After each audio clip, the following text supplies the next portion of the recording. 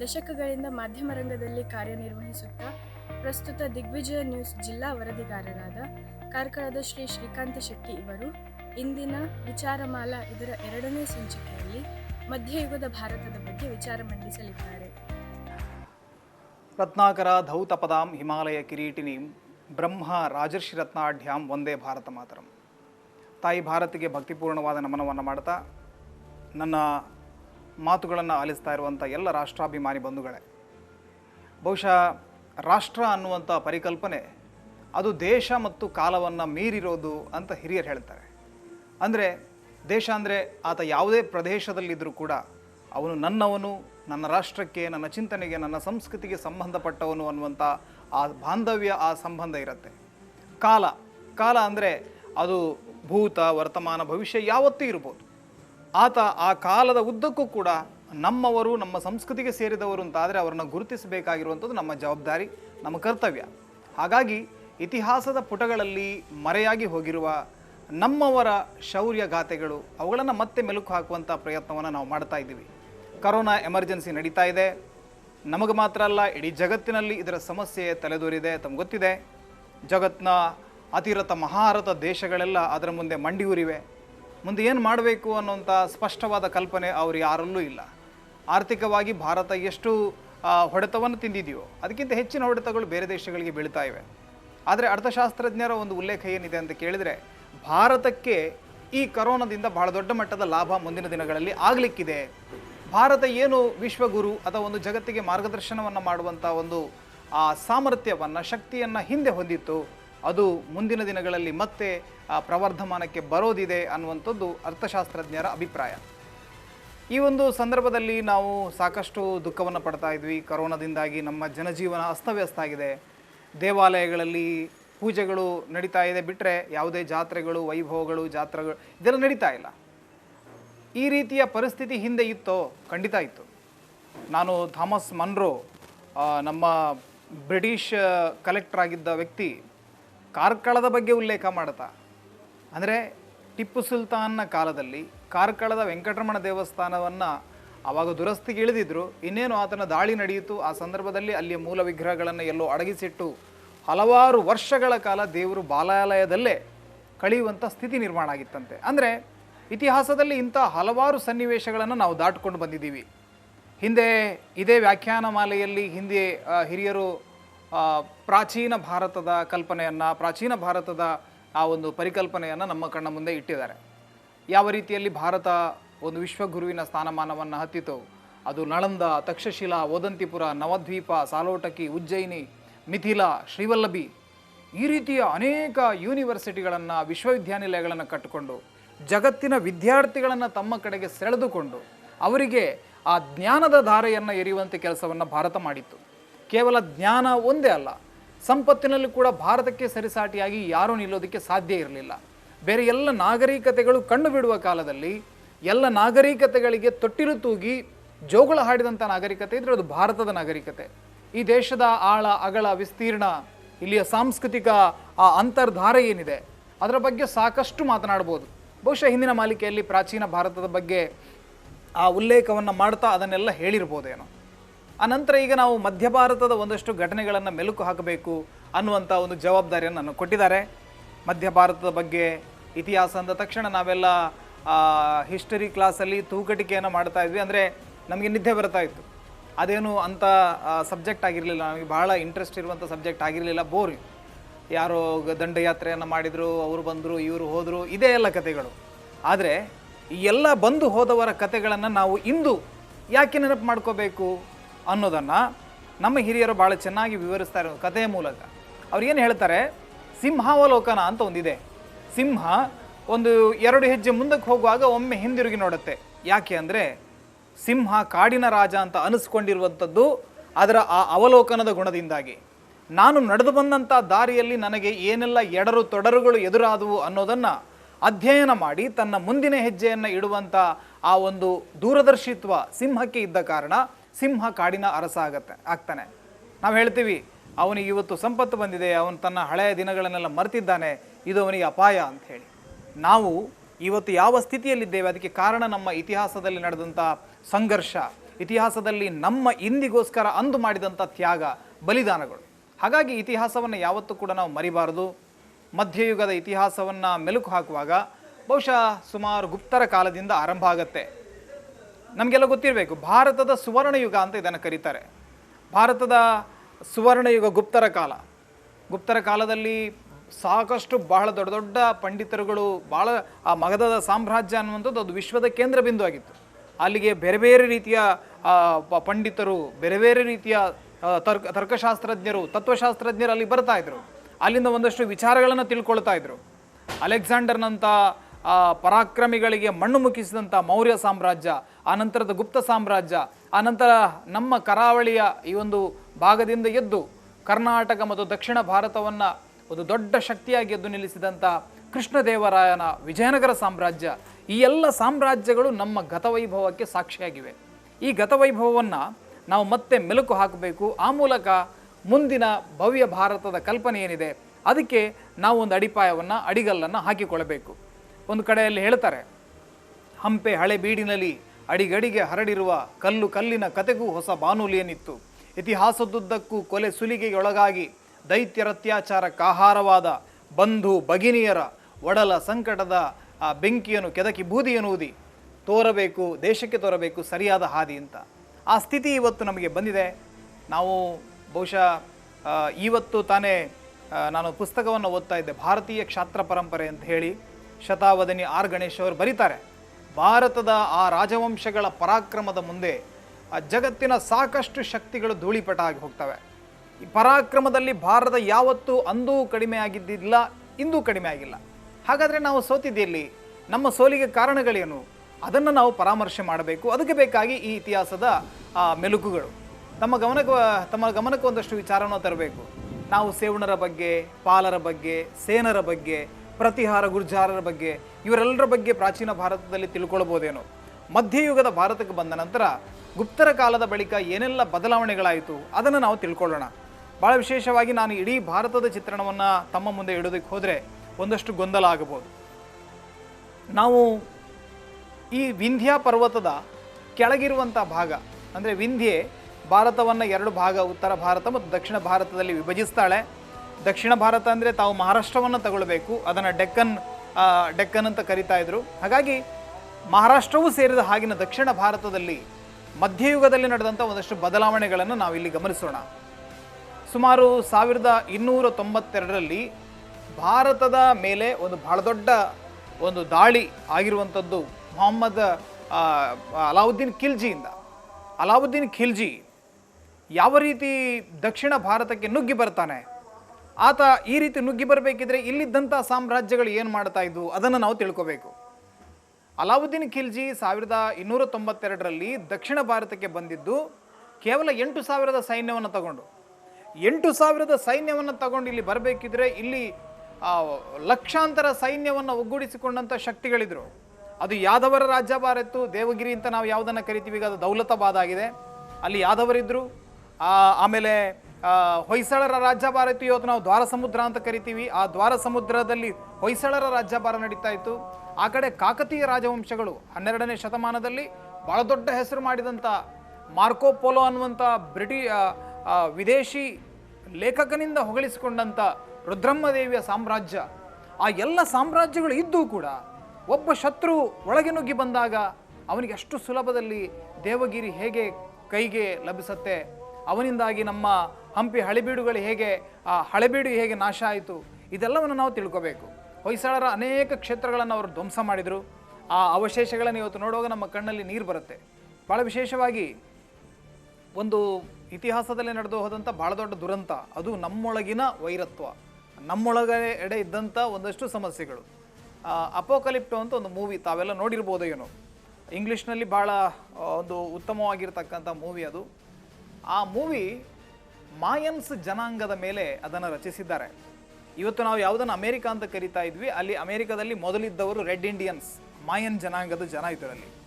ಅವರು ಕಾಡು ಜನಗಳು, ಕಾಡಿನಲ್ಲಿ ಬೇಟೆಯಾಡಿ ಕಾಡಿನ ಉತ್ಪನ್ನಗಳನ್ನೇ ಬಳಸಿಕೊಂಡು ಜೀವನವನ್ನು ಕಟ್ಟಿಕೊಂಡಿದ್ದಂಥ ಮಾಯನ್ಸ್ಗಳು ಸೂರ್ಯನ ಉಪಾಸಕರಾಗಿದ್ದವರು. ಅವರು ಸೂರ್ಯನಿಗೆ ಆ ಕಾಲದಲ್ಲಿ ನರಬಲಿಯನ್ನು ಕೊಡ್ತಾ ಇದ್ರಂತೆ. ಈ ವಿಚಾರವಾಗಿ ಆ ಚಿತ್ರ, ಇಡೀ ಚಿತ್ರ ಆ ಒಂದು ಅವರ ಆರಾಧನಾ ಪ್ರಕ್ರಿಯೆ ಮತ್ತು ಅವರ ಒಳಗಿನ ಪಂಗಡಗಳ ಒಳಜಗಳದ ನಡುವೆ ಸಾಗ್ತದೆ ಆ ಕತೆ. ಈ ಅಪೋಕಲಿಪ್ಟೋ ಮೂವಿ ಆರಂಭವಾಗುವ ಹೊತ್ತಿಗೆ ವಿಲ್ ಡ್ಯುರಾಂಟ್, ಜಗತ್ತು ಕಂಡಂಥ ಶ್ರೇಷ್ಠ ದಾರ್ಶನಿಕ ವಿಲ್ ಡ್ಯುರಾಂಟ್ ಬರೆದಂಥ ಒಂದು ಸಾಲು ಬರುತ್ತೆ ಅಲ್ಲಿ. ಆ ಸಾಲಿನಲ್ಲಿ ವಿಲ್ ಡ್ಯುರಾಂಟ್ ಏನು ಹೇಳ್ತಾನೆ ಅಂದರೆ, ಜಗತ್ತಿನ ಯಾವುದೇ ಸಾಮ್ರಾಜ್ಯ, ಯಾವುದೇ ನಾಗರಿಕತೆ ಹೊರಗಿನವರ ದಾಳಿಯಿಂದ ನಾಶ ಆಗಿದ್ದಿಲ್ಲ. ಅದು ಮೊದಲು ಒಳಗಿನಿಂದ ನಾಶ ಆಗತ್ತೆ, ಒಳಗಡೆ ದುರ್ಬಲ ಆದ ಬಳಿಕ ಹೊರಗಿನ ದಾಳಿಗಳು ಅದನ್ನು ಸುಲಭದಲ್ಲಿ ಮುರಿದು ಹಾಕ್ತವೆ ಅನ್ನೋದನ್ನು ವಿಲ್ ಡ್ಯುರಾಂಟ್ ಹೇಳ್ತಾನೆ. ಇವತ್ತು ನಾವು ನೋಡ್ತಾ ಇದ್ದೀವಲ್ಲ, ಕೊರೋನಾ ಇರ್ಬೋದು, ಇನ್ನೊಂದು ಇರ್ಬೋದು, ಅದು ಯಾವುದು ಕೂಡ ನಮ್ಮ ಒಳಗಡೆ ಇರತಕ್ಕಂಥ ಇಮ್ಯುನಿಟಿ, ನಮ್ಮ ಒಳಗಡೆ ಇರತಕ್ಕಂಥ ರೋಗ ಪ್ರತಿರೋಧಕ ಶಕ್ತಿ ಕಡಿಮೆ ಆದಾಗ ದಾಳಿ ಇಡ್ತವೆ. ಅಲಾವುದ್ದೀನ್ ಖಿಲ್ಜಿಯ ದಾಳಿ ಕೂಡ ಆರಂಭ ದಕ್ಷಿಣ ಭಾರತದಲ್ಲಿ ಯಶಸ್ವಿಯಾಗಿದ್ದು ನಮ್ಮವರ ಒಳಜಗಳದ ಕಾರಣದಿಂದಾಗಿ. ತಮ್ಮ ಗಮನಕ್ಕಿರಲಿ, ಅಲಾವುದ್ದೀನ್ ಖಿಲ್ಜಿ 8,000 ಸೇನೆಯನ್ನು ತಗೊಂಡು ಬರ್ತಾನೆ. ಇಲ್ಲಿ ಭಾಳ ದೊಡ್ಡ ಮಟ್ಟದಲ್ಲಿ ದಾಳಿ ಮಾಡಿದ, ಇಲ್ಲಿದ್ದಂಥ ದೇವಸ್ಥಾನಗಳನ್ನು ಧ್ವಂಸ ಮಾಡಿದ. ಆನಂತರ ಒಂದಷ್ಟು ಜನರನ್ನು ಅವನು ನೇಮಿಸಿ ಇಲ್ಲಿಂದ ಹೊರಗಡೆ ಹೋಗ್ತಾನೆ. ಆ ಒಂದಷ್ಟು ಜನರನ್ನು ನೇಮಿಸಿ ಹೋದವರು ಆನಂತರದ ದಿನಗಳಲ್ಲಿ ಅವರೆಲ್ಲ ಹೊಡೆದಾಡ್ಕೊಳ್ತಾರೆ. ನಿಮ್ಮ ಗಮನಕ್ಕೆ 5 ಶಕ್ತಿಗಳಾಗಿ ಅವರು ವಿಭಜನೆ ಆಗ್ತಾರೆ. ಎಲ್ಲ ಮುಸಲ್ಮಾನ ಸಾಮ್ರಾಜ್ಯಗಳು ಬೇರೆ ಬೇರೆ ಆಗ್ತವೆ. ಬರಾರ್ನಲ್ಲಿ ಇಮಾಮ್ ಶಾಹಿಗಳಾದರು, ಕುತುಬ್ ಶಾಹಿಗಳು, ಬರೀದ್ ಶಾಹಿಗಳು, ನಿಜಾಮ್ ಶಾಹಿಗಳು, ಆಮೇಲೆ ಆದಿಲ್ ಶಾಹಿಗಳು. ಈ 5 ಶಕ್ತಿಗಳು, 5 ಸಣ್ಣ ಪುಟ್ಟ ರಾಜ್ಯಗಳು, ಮುಸ್ಲಿಂ ರಾಜ್ಯಗಳು ದಕ್ಷಿಣ ಭಾರತದಲ್ಲಿ ಹಬ್ಬಿಕೊಳ್ತವೆ. ಈ 5 ರಾಜ್ಯಗಳನ್ನು ಒಳಗೊಳಗಿಂದ ಅವರೇ ಕಾದಾಡುವ ಹಾಗೆ ಮಾಡಿ ಒಂದು ಹಿಂದೂ ಸಾಮ್ರಾಜ್ಯ ಅಧಿಕಾರಕ್ಕೆ ಬರುತ್ತೆ. ಅದರ ಹೆಸರು ವಿಜಯನಗರ ಸಾಮ್ರಾಜ್ಯ ಅಂತ. ಹಕ್ಕಬುಕ್ಕರ ಖಡ್ಗ ಪ್ರತಾಪಗಳು ಮೆರೆದು ಆ ಒಂದು ಸಾಮ್ರಾಜ್ಯವನ್ನು ಸಣ್ಣ ಮಟ್ಟದಲ್ಲಿ ಆರಂಭ ಮಾಡ್ತಾರೆ. ಆನಂತರ 4-5 ರಾಜವಂಶಗಳು ಸೇರಿಕೊಂಡು ಆ ವಿಜಯನಗರ ಸಾಮ್ರಾಜ್ಯವನ್ನು ಬೆಳೆಸ್ತಾರೆ. ಯಾವ ಮಟ್ಟಕ್ಕೆ ಬೆಳೆಸ್ತಾರೆ ಅಂತ ಕೇಳಿದರೆ, ಸಂಗಮ, ಸಾಳುವ, ತುಳುವ, ಅರವೀಡು ಅನ್ನುವಂಥ 4 ರಾಜಮನೆತನಗಳು ಸೇರಿ ಆ ಸಾಮ್ರಾಜ್ಯವನ್ನು ಗಜಪತಿಯ ಒರಿಸ್ಸಾದಿಂದ ಹಿಡಿದು ಕೆಳಗಡೆ ಇರತಕ್ಕಂಥ ಇಡೀ ದಕ್ಷಿಣ ಭಾರತವನ್ನು ಅವರು ಆಳ್ತಾರೆ. ಆ ಹಂಪಿಯ ಆ ವಿಜಯನಗರದ ವೈಭವ ಏನಿತ್ತು, ಆ ವೈಭವದ ಬಗ್ಗೆ ಅದು ಡೊಮಿಂಗೋ ಪಯಾಜ್ ಇರ್ಬೋದು, ರಾಬರ್ಟ್ ಸೆವೆಲ್ ಇರ್ಬೋದು, ಆಮೇಲೆ ಪಿಯೆಟ್ರೋ ಡೆಲ್ಲವೆಲ್ಲ ಇರ್ಬೋದು, ಇವರೆಲ್ಲರೂ ಕೂಡ ಅದರ ಬಗ್ಗೆ ಬರೆದಿದ್ದಾರೆ. ಆ ವಿದೇಶಿಯರು ಹೇಳ್ತಾರೆ, ರೋಮಿನ ಸಾಮ್ರಾಜ್ಯಗಳು ಕೂಡ ಎದುರು ನಗಣ್ಯ ಆಗಿಬಿಡ್ತವೆ, ಹಾದಿ ಬೀದಿಗಳಲ್ಲಿ ಬಂಗಾರವನ್ನು ಮಾರುವಷ್ಟು ಶ್ರೀಮಂತಿಕೆ ಇಲ್ಲಿದೆ ಅನ್ನುವಂಥ ಮಾತನ್ನು ಅವ್ರು ಹೇಳ್ತಾರೆ.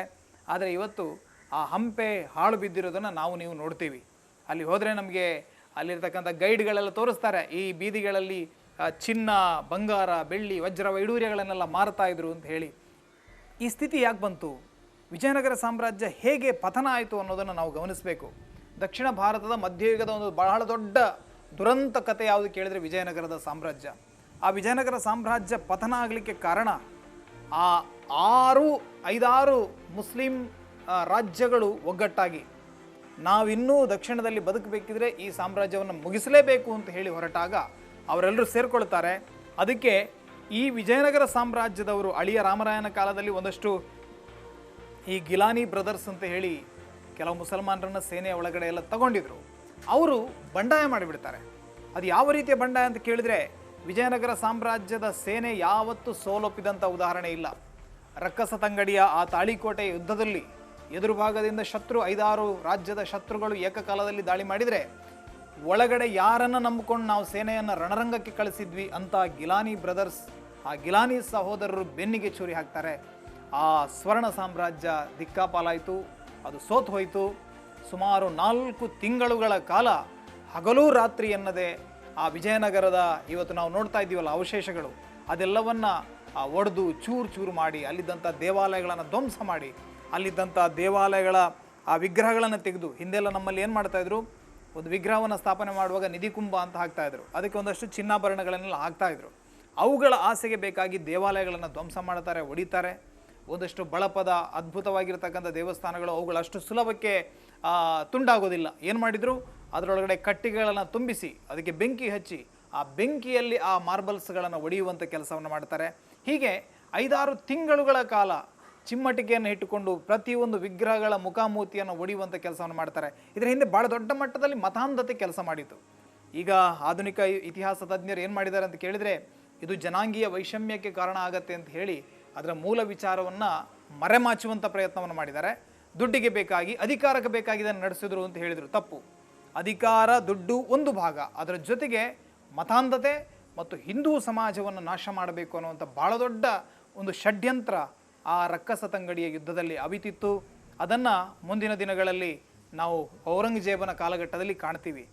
ನಾವು ಎಲ್ಲ ತಿಳಿದುಕೊಂಡಿರುವ ಹಾಗೆ ಈ ವಿಜಯನಗರ ಸಾಮ್ರಾಜ್ಯ ಪತನ ಆದ ಬಳಿಕ ದಕ್ಷಿಣ ಭಾರತ ಒಂದು ರೀತಿಯಲ್ಲಿ ಪದಾಕ್ರಾಂತ ಆಯಿತು. ದಕ್ಷಿಣ ಭಾರತಕ್ಕೆ ಯಾರು ದಿಕ್ಕು ಅಂತ ಇರಲಿಲ್ಲ.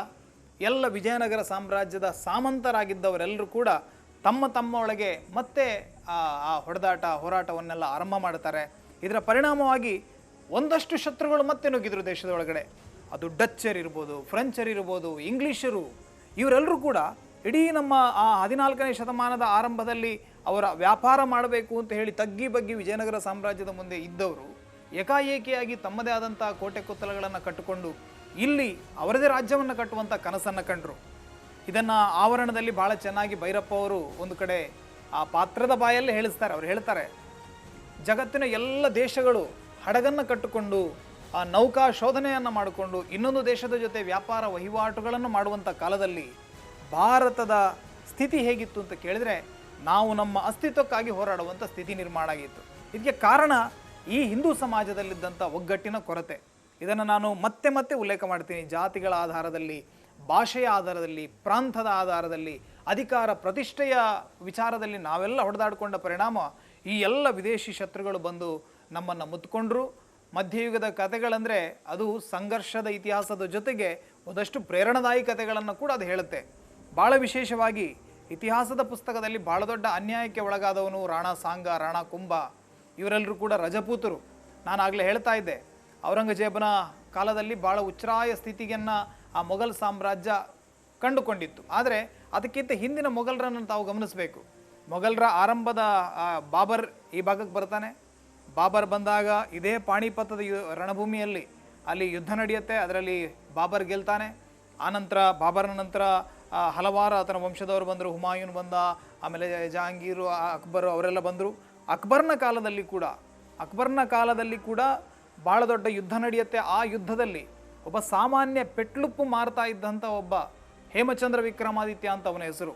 ಅವನು ಅಕ್ಬರ್ನನ್ನು ಅಲ್ಲಿ ಸೋಲಿಸುವಂಥ ಕೆಲಸವನ್ನು ಮಾಡ್ತಾನೆ. ಆಗ 13-14 ವರ್ಷದ ಹುಡುಗ ಅಕ್ಬರ್ ಅವನನ್ನು ಸೋಲಿಸುವಂಥ ಕೆಲಸವನ್ನು ಮಾಡ್ತಾನೆ. ಇವನೇ ಶೇರ್ ಶಾ ಸೂರಿ ಈ ರೀತಿಯ ಬೇರೆ ಬೇರೆ ಮುಸ್ಲಿಂ ಶಕ್ತಿಗಳ ಸಹಾಯವನ್ನು ಪಡ್ಕೊಂಡು ಆ ದಿಲ್ಲಿಯನ್ನು ಆಳುವಂಥ ಕೆಲಸವನ್ನು ಮಾಡಿದ. ಪೃಥ್ವಿರಾಜ ಚೌಹಾಣ ಸೋತ ಬಳಿಕ ಆನಂತರ ಅಧಿಕಾರಕ್ಕೆ ಬಂದಂಥ ಮೊದಲ ಹಿಂದೂ ದೊರೆ ಅನ್ನುವಂಥ ಒಂದು ಪ್ರಖ್ಯಾತಿ ಅವನಿಗೆ ಸಿಕ್ಕಿತು.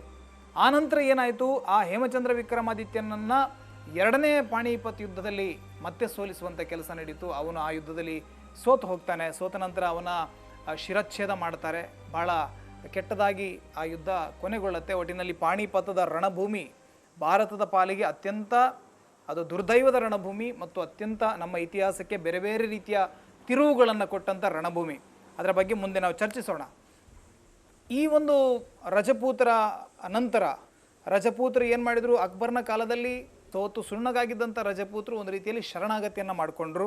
ಈಗಿನ ನಮ್ಮ ಸೆಕ್ಯುಲರಿಸಮ್ ಅಂತ ಹೇಳ್ತೀವಲ್ಲ, ಏನು ಜಾತ್ಯತೀತವಾದ, ನಾವು ಅವರಿಗೆ ಬಗ್ಗೋದು, ಅವ್ರ ಜೊತೆ ಸೇರ್ಕೊಳ್ಳೋದು, ಅವರ ಜೊತೆ ಸಂಬಂಧವನ್ನು ಮಾಡಿಕೊಳ್ಳೋದು, ಅವರ ಜನಾನಗಳು ಎಮ್ಮೆ ದೊಡ್ಡಿ ಅಂತ ಎಮ್ಮೆ ಕೊಟ್ಟಿಗೆ ಥರ ಒಂದು 200-300 ಹೆಂಡತಿಯರು.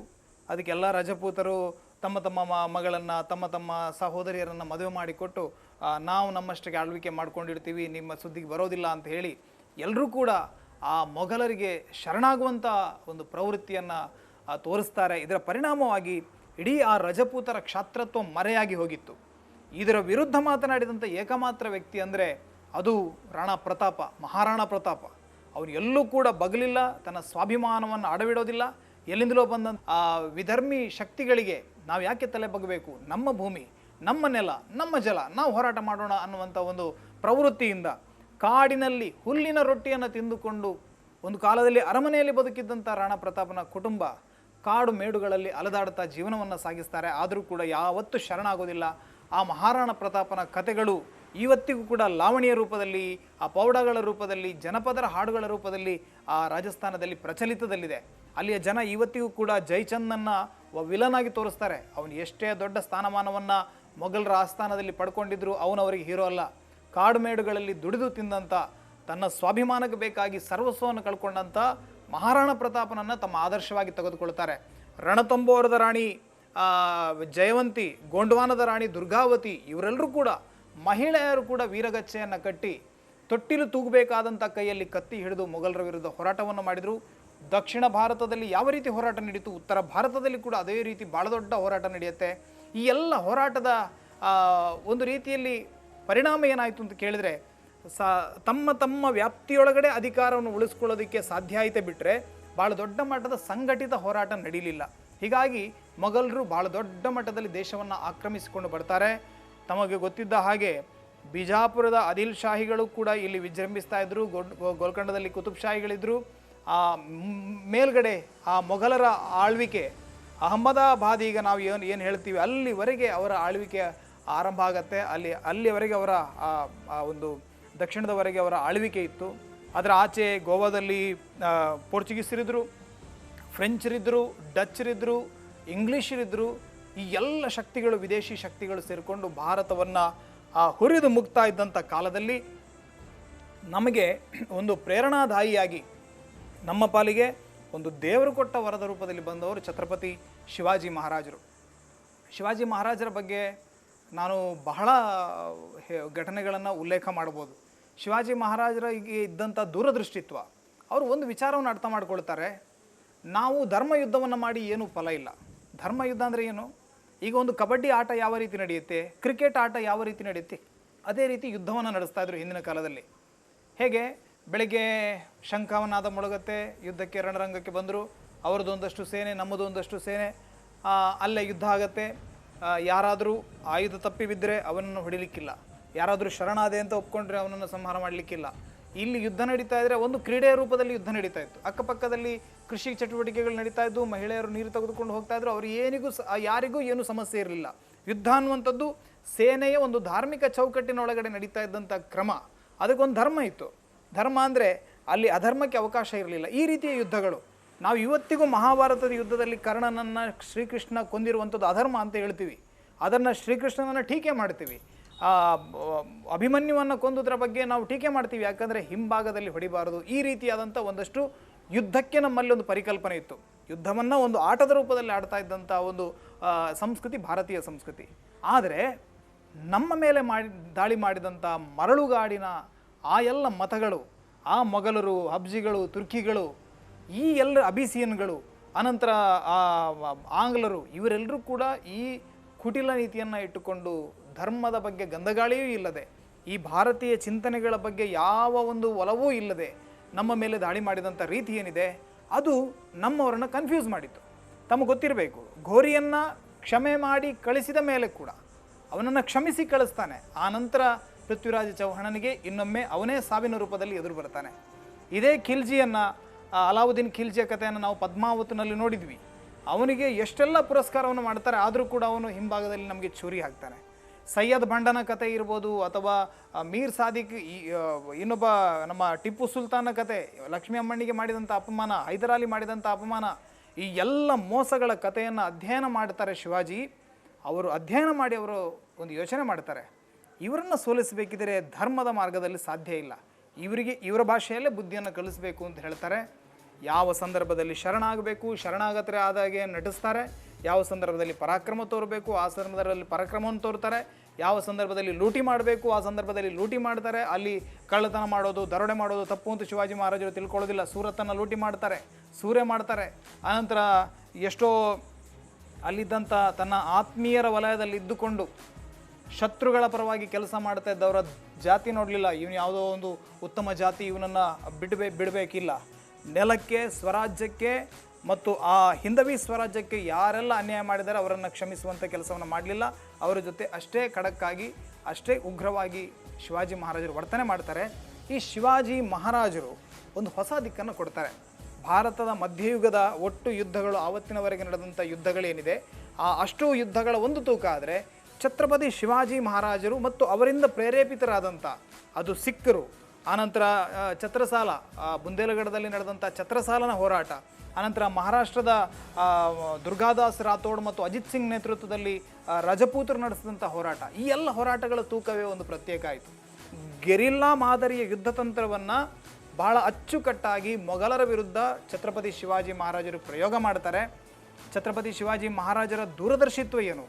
ನಾವೆಲ್ಲ 13 ವರ್ಷ 14 ವರ್ಷ ಅಂದರೆ ನಮ್ಮಲ್ಲೆಲ್ಲ ಬಹುಶಃ SSLC ಕೂಡ ಆಗಿರೋದಿಲ್ಲ, 15 ವರ್ಷಕ್ಕೆ SSLC ಆಗೋರು. ಅಷ್ಟು ಸಣ್ಣ ವಯಸ್ಸಲ್ಲಿ ರಾಜತಾಂತ್ರಿಕತೆಯನ್ನು ತಿಳಿದುಕೊಂಡು ಅದನ್ನು ಅಷ್ಟು ವ್ಯವಸ್ಥಿತವಾಗಿ ಬಳಕೆ ಮಾಡುವಂಥ ಕೆಲಸವನ್ನು ಮಾಡ್ತಾರೆ. ಮತ್ತು ತಂದೆಗೆ ಸಿಕ್ಕಿದಂಥ ಒಂದು ಸಣ್ಣ ಜಹಗೀರು ಅಂದರೆ ನಮ್ಮಲ್ಲಿ ಒಂದು 5-6 ಗ್ರಾಮಗಳಿರ್ಬೋದು ಏನೋ, ಅಷ್ಟು ಸಣ್ಣ ಗ್ರಾಮದಲ್ಲಿ ತಮ್ಮದೇ ಆದಂಥ ಒಂದು ಸೇನೆಯನ್ನು ಕಟ್ಟಿಕೊಂಡು, ಒಂದು ಹಿಡಿಗಾತ್ರದ ಒಂದು ಮಕ್ಕಳ ಪಡೆಯನ್ನು ಕಟ್ಟಿಕೊಂಡು ಅದನ್ನು ಬಳಸಿ ಕೋಟೆ ಕೊತ್ತಲಗಳನ್ನ ಗೆಲ್ತಾರೆ. ರಾಯಗಢ, ಪನ್ನಹಾಳಗಢ, ಪಾವನಕಿಂಡಿ, ಅನಂತರ ಪುರಂದರಗಢ, ಈ ರೀತಿಯ ಅಭೇದ್ಯವಾದಂಥ ಕೋಟೆಗಳನ್ನು ಗೆದ್ದು ಆ ಎಲ್ಲ ಕೋಟೆಗಳನ್ನು ಸ್ವರಾಜ್ಯಕ್ಕೆ ಸಮರ್ಪಣೆ ಮಾಡ್ತಾರೆ. ಆ ಮೂಲಕ ಒಂದು ಅಷ್ಟು ಇಡೀ ಭಾರತದಲ್ಲಿ ಎಲ್ಲೂ ಕೂಡ ಇದ್ದಂಥ ಪ್ರಾಚೀನ ಎಲ್ಲ ರಾಜವಂಶಗಳು ನಾಶವಾದ ಉದಾಹರಣೆ ಬಿಟ್ಟರೆ ಒಂದು ಹುಟ್ಟಿಕೊಂಡ ಉದಾಹರಣೆ ಇಲ್ಲ. ಆ ಸಂದರ್ಭದಲ್ಲಿ ತಾನೇ ಒಂದು ಹೊಸದಾದ ರಾಜ್ಯವನ್ನು ಒಂದು ಹುಟ್ಟು ಹಾಕುವಂಥ ಕೆಲಸವನ್ನು ಛತ್ರಪತಿ ಶಿವಾಜಿ ಮಹಾರಾಜರು ಮಾಡ್ತಾರೆ. ಇದಕ್ಕೆ ಭಾಳ ದೊಡ್ಡ ಪ್ರೇರಣೆ ಯಾರು ಕೇಳಿದ್ರೆ ಅವರ ತಾಯಿ ಜೀಜಾಬಾಯಿ ಅವರ ಪ್ರೇರಣೆ, ಅವರ ಕಥೆಗಳು, ಅವರ ಮಗುವನ್ನು ಬೆಳೆಸಿದಂಥ ರೀತಿ, ಇದೆಲ್ಲ ಒಂದು ಗಂಟೆಯ ಸರಕಾಗಬಹುದೇನೋ ಮಾತನಾಡಿದರೆ. ಆದರೆ ಛತ್ರಪತಿ ಶಿವಾಜಿ ಮಹಾರಾಜರು ಆ ಎಲ್ಲ ವಿಚಾರವನ್ನು ಮೈಗೂಡಿಸಿಕೊಂಡು ಈ ಒಂದು ಸಾಮ್ರಾಜ್ಯವನ್ನು ಸ್ಥಾಪನೆ ಮಾಡುವಂಥ ಕೆಲಸವನ್ನು ಮಾಡ್ತಾರೆ. ಒಂದು ಹಂತದಲ್ಲಿ ಛತ್ರಪತಿ ಶಿವಾಜಿ ಮಹಾರಾಜರು ಆಗ್ರಾದ ಪ್ರಕರಣದಲ್ಲಿ ನಡ್ಕೊಂಡಂಥ ರೀತಿ, ಔರಂಗಜೇಬನ ಬಂಧಿಯಾಗಿ ಅವರನ್ನು ಯಾರ ಮೂಲಕ ಕರೆದುಕೊಂಡು ಹೋಗ್ತಾರೆ? ಮಾನ್ಸಿಂಗ್ ಅನ್ನುವಂಥ ಒಬ್ಬ ರಜಪೂತನಾಗಿದ್ದಂಥ ಒಬ್ಬ ಅರಸನನ್ನು ಮುಂದಿಟ್ಟುಕೊಂಡು ಶಿವಾಜಿ ಮಹಾರಾಜರನ್ನು ಮೋಸದಿಂದ ಹಿಡಿದು ಆಗ್ರಾಕ್ಕೆ ತಗೊಂಡು ಹೋಗ್ತಾರೆ. ಆ ಆಗ್ರಾದಿಂದ ಎಸ್ಕೇಪ್ ಆಗಿರುವಂಥ ರೀತಿ, ಆ ಘಟಸರ್ಪದ ಹೆಡೆಯನ್ನು ಮೆಟ್ಟಿ ಆಗ್ರಾದಿಂದ ಎಸ್ಕೇಪ್ ಆಗಿ ಔರಂಗಜೇಬನ ಆಸ್ಥಾನದಿಂದ ತಪ್ಪಿಸ್ಕೊಂಡು ಬರ್ತಾರೆ. ತಂಜಾವೂರಿನಿಂದ ಜಿಂಜಿವರೆಗೆ ಅಲ್ಲಿ ಎಲ್ಲ ಕಡೆಗಳಲ್ಲಿ ಕೂಡ ತನ್ನ ಎಲ್ಲ ಕಳೆದುಕೊಂಡು ಹೋದಂಥ ಎಲ್ಲ ಕೋಟೆಗಳನ್ನು ಮರುವಶಪಡಿಸ್ಕೊಂಡು ಮತ್ತೊಮ್ಮೆ ಫಿನಿಕ್ಸ್ ಹಾಕಿ ಹಾಗೆ ಎದ್ದು ನಿಲ್ತಾರೆ. ಇದು ಔರಂಗಜೇಬನಿಗೆ ಅರಗಿಸ್ಕೊಳ್ಳೋದಕ್ಕೆ ಆಗೋದಿಲ್ಲ. ಅವನು ತನ್ನ ತಲೆಯಲ್ಲಿದ್ದಂಥ ಇಡೀ ಭಾರತದ ಅವನಿಗೇನು ಆವಾಗ ಅವನು ಇಡೀ ಭಾರತದ ಬಾದಶಾ ಆಗಿದ್ದಂಥ ಕಾಲ, ತಲೆಯ ಮೇಲಿದ್ದಂಥ ಆ ಪಗಡಿಯನ್ನು ತೆಗೆದು ಕೆಳಗಿಡ್ತಾನೆ. ಹೇಳ್ತಾನೆ, ಆ ಮರಾಠರನ್ನು ಮಟ್ಟ ಹಾಕುವವರೆಗೆ ನಾನು ತಲೆಗೆ ಕಿರೀಟವನ್ನು ಧಾರಣೆ ಮಾಡೋದಿಲ್ಲ, ನಾನು ಈ ಬಾದಶಾನ ಕಿರೀಟವನ್ನು ಧಾರಣೆ ಮಾಡೋದಿಲ್ಲ ಅಂತ ಹೇಳ್ತಾನೆ. ಅವನೇ ಸ್ವತಃ ಒಂದಷ್ಟು ಜನರನ್ನು ದಕ್ಷಿಣಕ್ಕೆ ಕಳುಹಿಸ್ತಾನೆ. ಈಗ ನಾವು ಏನು ಮಹಾರಾಷ್ಟ್ರದ ಔರಂಗಾಬಾದ್ ಎಲ್ಲ ಆ ಪ್ರದೇಶ ಹೇಳ್ತೀವಿ, ಆ ಎಲ್ಲ ಪ್ರದೇಶದವರೆಗೆ ಮೊಘಲರ ಆಳ್ವಿಕೆ ಇತ್ತು, ಅಲ್ಲಿ ಕಳಿಸ್ತಾನೆ. ಆದರೆ ಮಹಾರಾಜರು 1680ರಲ್ಲಿ ಮಹಾರಾಜರು ತೀರ್ಕೊಂಡ್ರು. ಮಹಾರಾಜರು 1680ರಲ್ಲಿ ತೀರ್ಕೊಂಡ ಬಳಿಕ 1720 ಅಂದರೆ ಬಾಜಿರಾವ್ ಪೇಶ್ವಾ, ಮೊದಲ ಬಾಜಿರಾವ್ ಪೇಶ್ವಾ ಬರುವವರೆಗೆ ಅಂದರೆ 80ರಿಂದ 20 ಅಂದರೆ 40 ವರ್ಷಗಳ ಕಾಲ ಮಹಾರಾಷ್ಟ್ರ ಒಂದು ಸರ್ವೈವ್ ಆಗಿರುವಂಥ ರೀತಿ ಅದು ಅದ್ಭುತ. ಅದನ್ನು ನಾವು ಯಾರೂ ಕೂಡ ಊಹೆ ಮಾಡ್ಕೊಳ್ಳೋದಕ್ಕೆ ಸಾಧ್ಯ ಇಲ್ಲ. ಔರಂಗಜೇಬನ ತಂದೆ ತೀರಿಕೊಂಡ ತಕ್ಷಣ ಔರಂಗಜೇಬ ತನ್ನ ಎಲ್ಲ ಅಣ್ಣ ತಮ್ಮಂದಿರನ್ನು ಕೊಂದು ಅಧಿಕಾರಕ್ಕೆ ಬರ್ತಾನೆ. ಆದರೆ ಶಿವಾಜಿ ಮಹಾರಾಜರು ತೀರ್ಕೊಂಡ ಬಳಿಕ ಅವರ ಹಿರಿಯ ಮಗ ಸಂಭಾಜಿಗೆ ಸ್ವತಃ ಒಂದಷ್ಟು ದಾಯಾದಿಗಳ ಕಲಹ ಇದ್ದರೂ ಕೂಡ ಸಂಭಾಜಿಗೆ ಯಾವುದೇ ಅಪಾಯ ಇಲ್ಲದೆ ಅಧಿಕಾರ ಸಿಗತ್ತೆ. ಮತ್ತು ಸಂಭಾಜಿ ಮಹಾರಾಜರು ಅಲ್ಲಿಯ ತನಕ ದಿಲೇರ್ ಖಾನ್ನ ಸಂಪರ್ಕದಲ್ಲಿದ್ದರು, ಸ್ವರಾಜ್ಯಕ್ಕೆ ವಿರುದ್ಧವಾಗಿ ನಡ್ಕೊಂಡಿದ್ದರು. ಈ ಎಲ್ಲ ಆರೋಪಗಳಿದ್ದರೂ ಕೂಡ ತಂದೆ ತೀರಿಕೊಂಡ ಬಳಿಕ ತನ್ನ ದಾಯಿತ್ವವನ್ನು ಭಾಳ ಚೆನ್ನಾಗಿ ಶಿವಾಜಿ ಮಹಾರಾಜರು ನಿಭಾಯಿಸ್ತಾರೆ, ಸಂಭಾಜಿ ಮಹಾರಾಜರು ನಿಭಾಯಿಸ್ತಾರೆ. ಮತ್ತು ಶಿವಾಜಿ ಮಹಾರಾಜರಿಗಿಂತ ದೊಡ್ಡ ಮಟ್ಟದ ಸಾಧನೆಯನ್ನು ಸಂಭಾಜಿ ಮಹಾರಾಜರು ಮಾಡಿದರು. ಶಿವಾಜಿ ಮಹಾರಾಜರ ಕಾಲದಲ್ಲಿ ಸ್ವರಾಜ್ಯಕ್ಕೋಸ್ಕರ ಕೇವಲ ಸೈನ್ಯ ಮಾತ್ರ ಹೋರಾಟ ಮಾಡ್ತಾ ಇತ್ತು. ಆದರೆ ಸಂಭಾಜಿ ಮಹಾರಾಜರನ್ನು ಯಾವಾಗ ಔರಂಗಜೇಬ ಖುದ್ದು ರಣರಂಗಕ್ಕಿಳಿದು ಅವರನ್ನು ಬಂಧಿಸಬೇಕು ಅಂತ ಹೇಳಿ 5 ಲಕ್ಷದ ಸೇನೆಯನ್ನು ಇಟ್ಟುಕೊಂಡು ಪ್ರಯತ್ನ ಮಾಡ್ತಾನೆ. ಅವರನ್ನು ಹಲವಾರು ವರ್ಷಗಳ ಕಾಲ ಹುಡುಕಿದ ಕೊನೆಗೆ ಸಂಗಮೇಶ್ವರದಲ್ಲಿ ಪಂಚಮ ದಳದವರು ಮಾಡಿದಂಥ ಮೋಸದಿಂದಾಗಿ ಸಂಭಾಜಿ ಮಹಾರಾಜರು ಸೆರೆಯಾಗ್ತಾರೆ. ಸಂಭಾಜಿ ಮಹಾರಾಜರನ್ನು ಅತ್ಯಂತ ಕ್ರೂರವಾಗಿ ಕೊಲ್ಲಲಾಗತ್ತೆ. ಇತಿಹಾಸದಲ್ಲಿ ಅಷ್ಟು ಕ್ರೂರವಾಗಿ ಯಾರನ್ನೂ ಕೊಂದಿಲ್ವೋ ಏನೋ.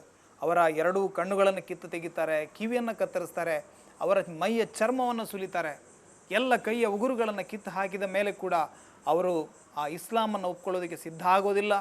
ಇವತ್ತು ಮಹಾರಾಷ್ಟ್ರದಲ್ಲಿ ನಡೀತಾ ಇರುವಂಥ ಬೆಳವಣಿಗೆಗಳನ್ನು ನೋಡಿದರೆ ನಮಗೆ ಆಘಾತ ಆಗತ್ತೆ. ಅಂದರೆ ತಮ್ಮ ಧರ್ಮಕ್ಕೆ ಬೇಕಾಗಿ, ತಮ್ಮ ಸ್ವಾಭಿಮಾನಕ್ಕೆ ಬೇಕಾಗಿ ಮತ್ತು ತಮ್ಮ ಆ ಸ್ವರಾಜ್ಯಕ್ಕೆ ಬೇಕಾಗಿ ಅಲ್ಲಿಯ ಹಿರಿಯರು ಮಾಡಿದಂಥ ತ್ಯಾಗ ಏನು, ಬಲಿದಾನ ಏನು, ಆ ಹಂತಕ್ಕೆ ಇವತ್ತು ಮಹಾರಾಷ್ಟ್ರ ಬರಬೇಕಿದ್ರೆ ಅದರ ಹಿಂದೆ ಎಷ್ಟು ಜನರ ಬಲಿದಾನ ಇದೆ, ಇದೆಲ್ಲವನ್ನು ನಾವು ಅಧ್ಯಯನ ಮಾಡಬೇಕು.